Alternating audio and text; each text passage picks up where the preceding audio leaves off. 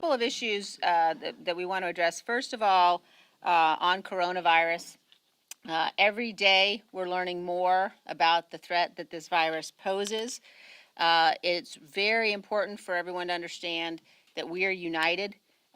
This is not a partisan issue. We believe, the House Republicans certainly, that we have a duty to make sure that the nation is prepared. Our nation has more resources than any other nation in the world to be able to address whatever threat coronavirus poses, but it's going to require bipartisan action. This is not a time for partisanship. Pathogens do not respect party lines, and it's very important for all of us to come together and to work together to make sure that we're prepared. I think we have a duty to do that. It's a patriotic duty. We do have the very best infrastructure in the nation. We have in the world. We have the very best ability to innovate, the very best ability to develop whatever responses are necessary, but it's got to happen on a bipartisan basis. And I think it's absolutely clear as House Republicans that we are going to be prepared to stand behind and support whatever resources are necessary for this, to work closely with the president, to work across the aisle with our Democratic colleagues, and we would urge our Democratic colleagues to do the same. As we all are focused on coronavirus and on the threat that that's posing, we also are obviously watching what's happening in the presidential race, and just had a debate last night. And in particular, as we watch Senator Sanders continue to be in the lead on the Democratic side, we think it's very important to remind people at all times what Senator Sanders stands for, how radical his views are, the extent to which he embraces socialism, and what the facts and the reality of socialism really are. Socialism extinguishes freedom. There's simply no question about that.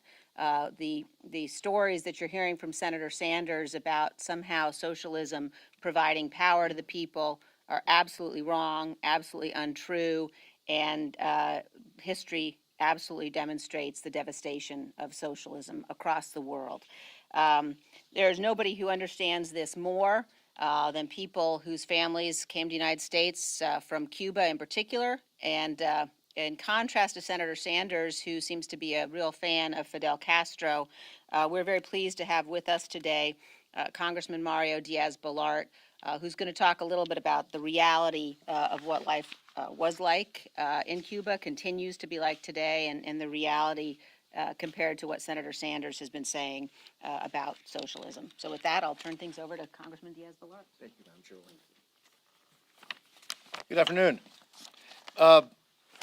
As Liz says, if anybody wants to know the devastation of socialism and the tyranny that often is accompanied by socialism, I invite you to come and speak to some of my constituents, including the thousands of former political prisoners, and the relatives, by the way, of current political prisoners who are languishing in Cuba's prisons just because they've had the courage to speak for freedom or speak out against the regime. Now, you know, this is not new, what Senator Sanders said the other day. It's been kind of like the calling card from the progressive movement in the United States for a long time. But I remind the Senator and the progressive movement that the Castro regime is a threat, not only, by the way, to the national security of the United States, but also to all of the democracies in this hemisphere. This regime has been on the list of state sponsors of terrorism for many years for its support of other terrorist states and organized terrorist groups. We can mention a number of them, but we would not have enough time to do so. Let me just remind the Senator something else. In 2013, the Cuban regime was caught smuggling weapons to North Korea in the largest violation of international sanctions against that country. It has been propping up the Maduro regime in Venezuela with thousands of intelligence operatives, and again, in opposing the Venezuelan people's desire for freedom and democracy. The Cuban regime has been harboring fugitives from U.S. justice, including the FBI's most wanted terrorist, John Chessman, and again, terrorist bomb maker William Morales. That never seems to come up with our friends who apologize for Castro's atrocities. That is why, by the way, I'm filed a resolution that condemns the blatantly false, irresponsible, ignorant, highly ignorant, and hurtful comments of the Democratic Socialist candidate for president, Mr. Sanders. This resolution also rejects the false claims that Cuba's health care, their education system, and literacy rate have improved as a result of the Castro dictatorship, of that murderous dictatorship. Claims that have been, by the way, debunked time and time again, and yet they continue to use them and repeat them. And Senator Sanders is not the first one to do so. So let me give you some facts. According to the State Department report, Cuba's infant mortality rate was 32 of 1,000 live births, one of the best in the Western Hemisphere in the 1950s, pre-Castro. Cuba's life expectancy was also one of the highest in Latin America in the 1950s. Oh yes, this is before the Castro dictatorship. Cuba's literacy rate was one of the highest in the Western Hemisphere in the 1950s. I repeat, yes, hard to believe, before the so-called literacy programs of the Castro dictatorship. Again, some realities. In Cuba, well over 1 million people in a country of just 9 millions, not 9 millions, have risked everything to escape that dictatorship because things are so good there. Many, by the way, have perished on makeshift rafts and as they place themselves and their family members and their children at risk just to try to reach freedom in the United States. Why? Because things were so good in the islands? Why would they do this if things were good? Why would they do this if Castro wasn't that bad and had done so many good things? So let me give you a contrast. During the pre-Castro Cuba, I don't know if you're aware of this, more Americans went to live in Cuba than Cubans left Cuba to come to the United States. That's the reality, not the myth that some of these would like, that some, like Senator Sanders, would like to create. So again, I must reiterate the demand that I and many of my colleagues, by the way, including, for example, Amnesty International and Secretary Pompeo, among others, have made, because I want to take this opportunity with all of you here, for the immediate release of José Daniel Ferrer. José Daniel Ferrer has been languishing in a Cuban prison now and being tortured since October 1st, 2019. And again, as far as we can tell, he's not only languishing in prison, but also being tortured in prison. He's a renowned independent journalist, just like all of you, a journalist and leader of the human rights organization UNPACO. He, along with all of Cuba's political prisoners, have to be released. But it seems that the apologists for the Castro regime, those now and those for the last few years, will like to talk about maybe some things that Castro has done, by the way, things that they give him credit for that he has done which he didn't do, while never talking about the real situation that the Cuban people are suffering, the threat to our national security, and the damage that that regime is doing around the world and in this hemisphere. So in contrast with the blatantly false, irresponsible, ignorant, and hurtful comments about the Castro regime, and from the senator and the usual apologists of that regime, this resolution stands in solidarity with the people of Cuba as they struggle against that regime while demanding human rights, democracy, and freedom. The reality is that that regime is and has always been a threat to the U.S. national security and a threat to the well-being of the Cuban people. That has never changed. This resolution will highlight that reality, not those false claims by the apologists of the Castro regime and others who believe that somehow torturing and murdering and enslaving people is okay if you've given them some free things. No. The only thing the Castro regime has done is taken away the future, the freedom, the well-being of the Cuban people.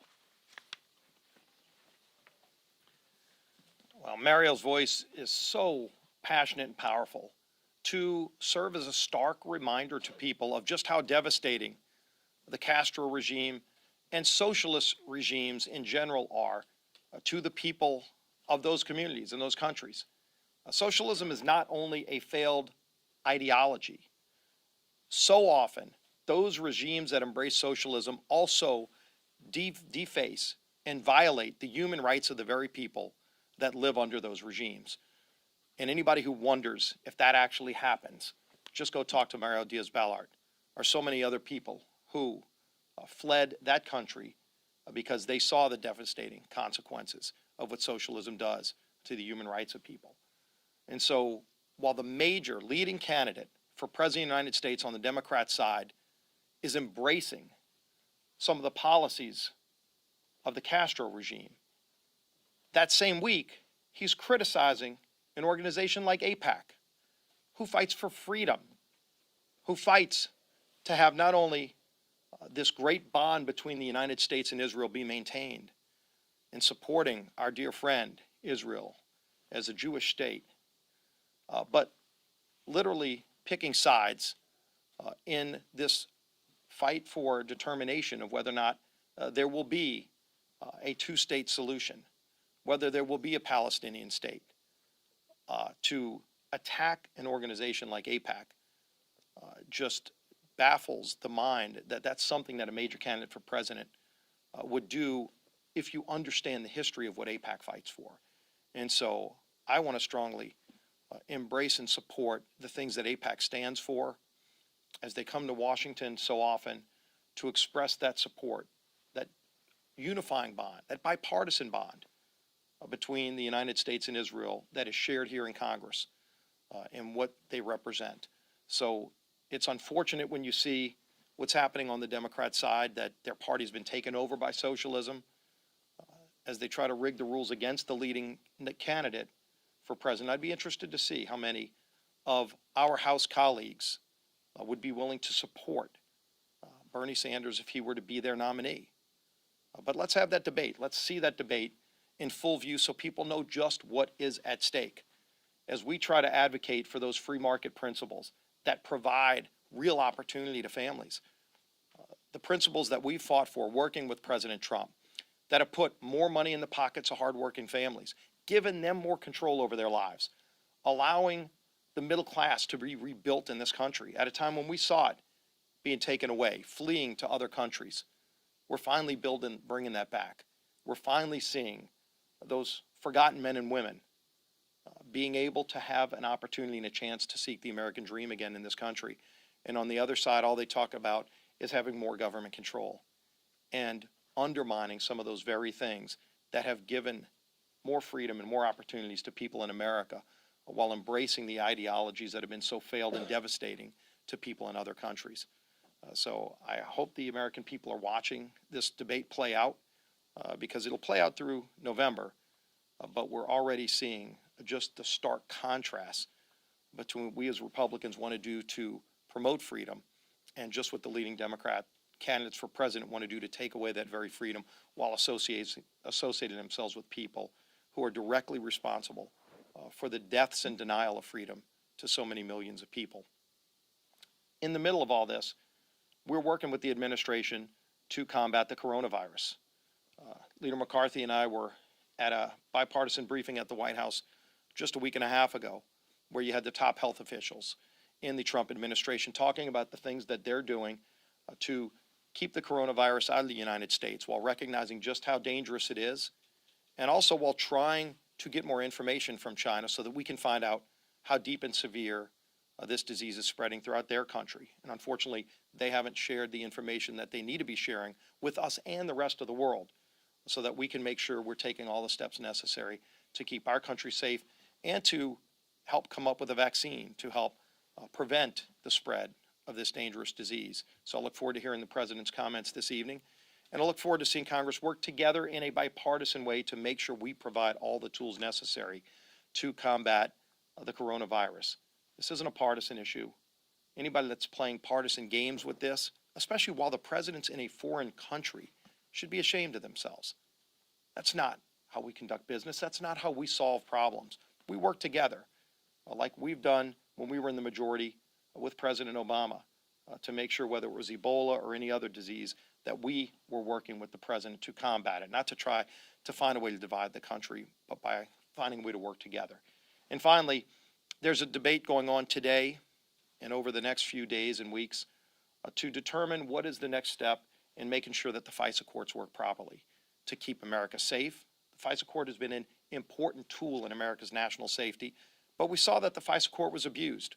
Clearly in the 2016 elections, there were some people in our intelligence agencies who abused the FISA court to carry out their own political agenda. That should never happen in the United States of America. The people who did it ought to be held accountable. The Horowitz report identified some of those problems. I hope that the Durham report actually names names so that the Attorney General can hold those people accountable who abuse their positions of authority to try to change the outcome of a presidential election. And so as they're moving this through, it should not be done in a partisan way, which unfortunately Chairman Nadler is carrying out. When members on our side, from Ranking Member Collins and Jordan on down, have proposed good reforms that should be bipartisan, that not only make sure it doesn't happen again, but put real criminal penalties in place so that if somebody does violate the law, they're fully held accountable. That's something that needs to happen, and I hope does happen through this process. Unfortunately, it's not happening in Chairman Nadler's committee yet, but I think he, as well as others, will recognize this is something that we need to come together on and work and address. No president or candidate for president ought to have federal agencies working against them in an election. Our elections ought to be free and fair and decided by the American people, not by bureaucrats in Washington abusing their power to try to determine the outcome of an election, or foreign countries. And clearly we're working to make sure that foreign interference is not allowed to happen either. I'm glad President Trump is taking it much more serious in 2020 than the previous president did in 2016 when the Russians did try to interfere in our election process. With that, our leader, Kevin McCarthy. Thank you, Steve. Thank you, Liz. Thank you, Mario. I want to start off first by echoing a colleague of mine, Tom Cole. From earlier this morning, for years, Congress has been preparing to reinforce our infectious disease readiness. You know, from the last 5 years, 4 of those we were in the majority. We have increased NIH funding by almost 40%, averaging almost $2 billion a year preparing for what we see today with the coronavirus. We created the Infectious Disease Rapid Response Fund as well. It was an idea by Tom Cole. It took us 2 years, but we were able to build it. We want to be prepared, having learned from Ebola and others, when it comes to the future of where we're directing. I do want to thank the President and give him credit in his administration, having leaned in from day one, taking preemptive and decisive measures, including travel restriction and aggressive quarantines. This is something some people would criticize from the beginning. When you look back in hindsight, it was the right decision at the right time. We want to continue to keep America safe from the coronavirus. Today, appropriation leaders from both chambers have met to discuss adequate funding. This is not a time to play politics. We want to make sure we have all the funding needed. We want to make sure the money is going, and we also want to make sure there's accountability for that. I have great confidence in Kay Granger and her leadership in working through this, and we want to make sure it comes through as quickly as possible, the supplemental to the floor. Despite what Chuck Schumer wants to play politics this time with other press releases, that's not the time to do it. It's now time to put the American public first. I want to thank Mario for his comments and for coming today and for his resolution that will be on the floor. No one knows firsthand more than Mario and his family of what socialism will do. From his district alone, the thousands of individuals, from one themselves being held in prison to those that have family members today, from those that have risked their lives for the idea of coming to America, for the idea of freedom. To have the lead candidate for the Democrat, Bernie Sanders, credit Fidel Castro was appalling. Today, those in the House will have an opportunity to vote when it comes to a PQ of where they really want to stand. Do they stand with Bernie, or do they stand for freedom? For those who believe that maybe Bernie Sanders just misspoke when he said truth is truth, all right. Only this time he went one step further. He praised the Communist Party of China And he claims raising people out of poverty. This is the same government that if you disagree, you get put in prison. This is the same government that if you want to buy an airline ticket or a train ticket, you first have to check your social score. What's most interesting when you listen to that debate last night, it wasn't just Bernie that had different ideas. Another leading candidate on the Democratic side is one who has set the record for the most money spent on television, and he hasn't even had one vote yet for anyone who ran for president. But I believe he thinks he can buy the presidency, because when you listened to him last night, he apparently bought this House. He wanted praise because he says 21 of the individuals that gave Nancy Pelosi the speakership, he bought those seats. It'd be interesting to know if any of those 21 have endorsed him, to know how far his money went. I don't think Americans want a president to buy the seat, and I don't think America wants somebody to buy a house. Maybe that's why this House has not worked so well. Maybe that's why they spent their entire majority of just investigating. Is that what Bloomberg bought? Interesting question. But only those of those 21 that he bought, I guess, could answer that question. I wonder how many of those 21 voted for impeachment. Don't know. Question, how much did he spend? 110 million he bragged about. He said he bought those, and he worked with Nancy Pelosi to make her speaker. With that, open up for questions. Yes, sir. You've talked extensively at this press conference, other press conferences, about Sanders' record. Obviously, in 2016, Democrats made a point about President Trump's record, Access Hollywood. Republicans did the same thing. It worked out pretty well for him. Why do you think that this works in this sense, attacking Senator Sanders and the things he purports to be for, and why do you think that would be successful in contrast to what happened in 2016 with President Trump? I never heard President Trump say he praised the socialist form of government. But there were some pretty, dicey things about his record, and that worked out well for Republicans in 2016. I never heard President Trump say he wanted America to become a socialist country. I never heard President Trump praise Fidel Castro or a regime that people would risk their lives to escape. I never heard that President Trump honeymooned in the Soviet Union. So I'm not sure that will work well, but if the Democratic Party believes that will, he's the leading candidate, and I think we can have the American public make that decision. At the end of the day, I think President Trump will be reelected and by a higher margin. Why? Not because of Bernie Sanders, not because of Bernie Sanders' socialist beliefs, but because of the record of President Trump. Strongest economy you had in more than 50 years, lifting every American up, rebuilding a military, rebuilding the VA, giving people the right to try when they have a terminal disease, making government run more efficient and more accountable, and preparing us even when China brings us a coronavirus to try to protect the Americans. I think there are so many reasons why President Trump will be reelected, and I think when you sit down to it, Bloomberg may want to try to buy another term for Speaker Pelosi, but I don't think the American public will believe in that as well. Yes, sir. What do you want specifically in a coronavirus package?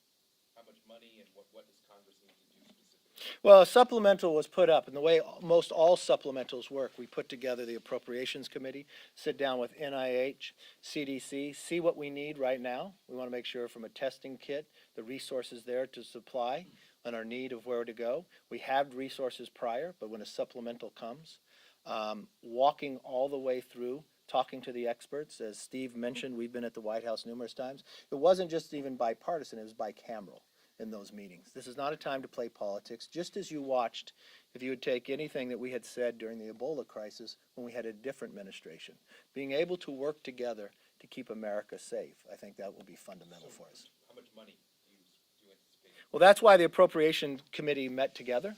We want to make sure there is enough money. We could always come back. I think $2 billion is a little low on the side. I think we're probably looking at $4 billion in this process. Having spoken to Democrat House members from Appropriations, that's what they were looking. Having spoken to Tom Cole and Roy Blunt have been the leader in rebuilding the CDC and NIH. If there's any people that deserve credit, when you talk to Tom Cole, working 2.5 years to get an infectious disease rapid response fund. Something other people didn't think about, but thinking about this day coming. Are we prepared? And having that fund build and averaging more than $2 billion a year and building up for that. My greater concern is, what if H.R. 3 from the Democrats became law? Wiping out the cures of the future when we see, as the world continues to change, that we are going to need new cures. We're going to need a vaccine. Do we have all the science behind what we need to get that vaccine? We have a number of pharmaceutical companies over in China today supplying them the best way to treat. How do we speed this process up? The lack of accountability from China harms the entire world.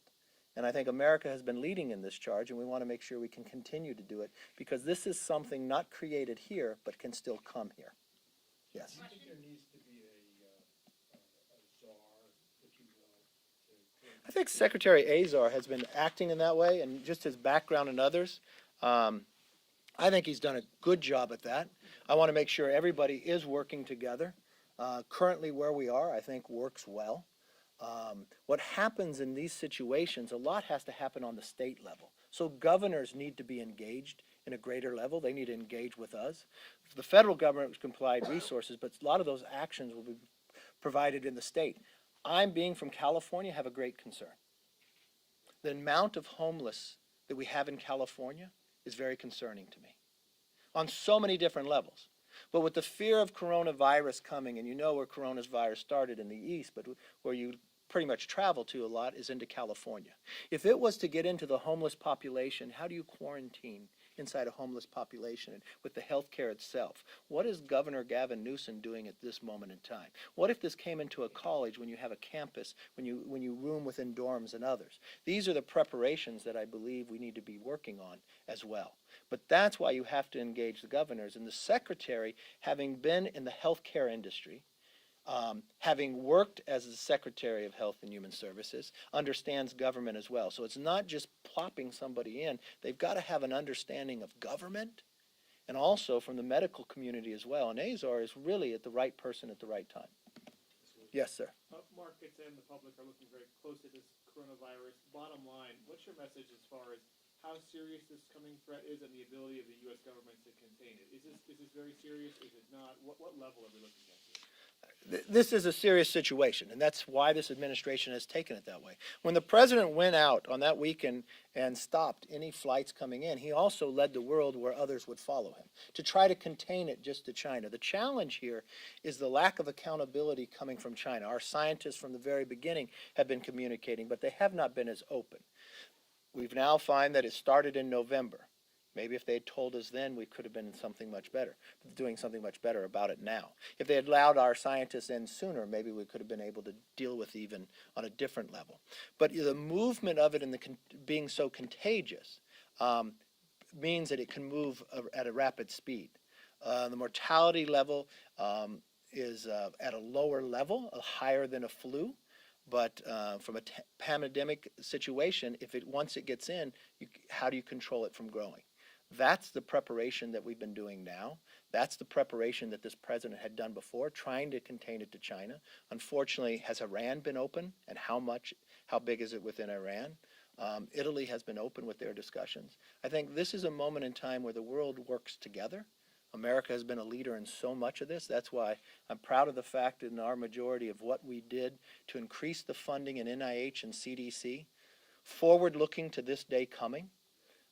We have some tremendous experts in there, and really, if the other countries would unshackle what's holding them back from allowing our experts to help, I think the world would be safer sooner. Yes. You're a leader in the Gang of Eight, and I'm just wondering if you think that the president is being aided by Russia in his re-election effort. No, he's not. Yes. The Born Alive Protection Act was recently defeated yesterday. Unfortunately, yes. Do you believe that a fetus that survives abortion is a human being? Do I believe, say that one more time? A fetus that survives abortion is a human being? Yes, I do. I think almost everybody in the world would believe that too. If bleeding, it's a heart that beats, it's a lung that breathes, and to me, in any definition, that would be murder. Thank you very much. Thank you.